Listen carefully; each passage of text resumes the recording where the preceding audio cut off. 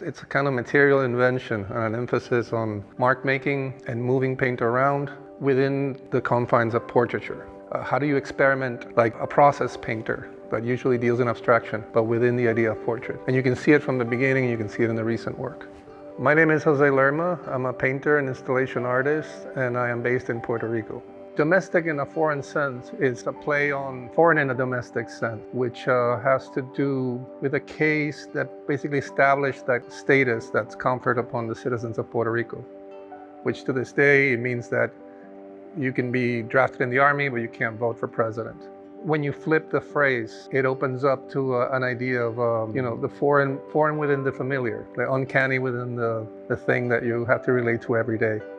What I'm looking for is how paintable these things are and how they lend themselves to, like, say, like the newer portraits, which all have a kind of what I call the economy of marks. So how can I make a portrait with like 5 marks, 10 marks? That looks like a study. Can it be painted in such a way, and does it lend itself to the way I'm painting this right now?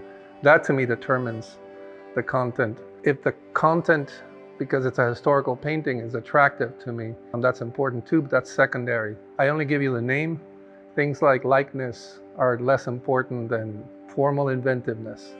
There's something about these paintings that has to do with the speed and the kind of way that you paint the sketch.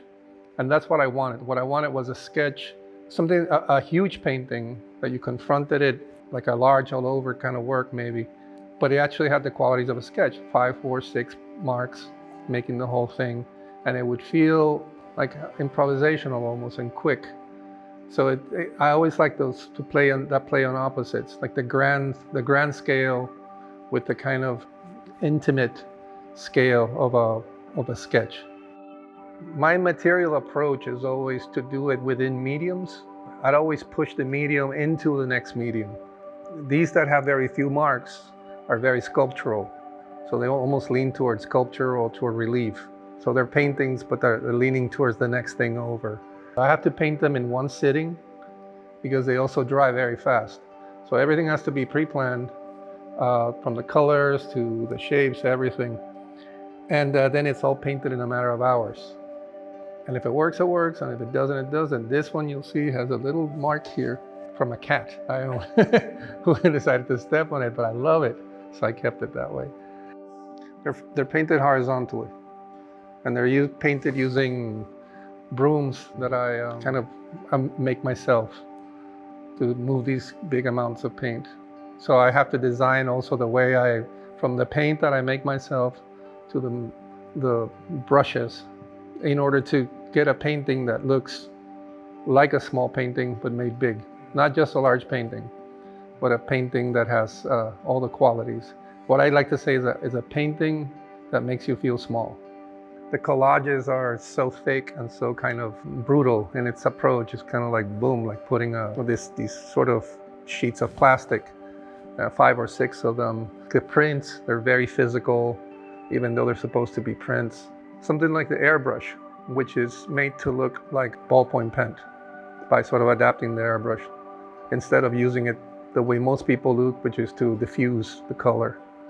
I'm more interested in how can I make the airbrush do something wrong that works for me.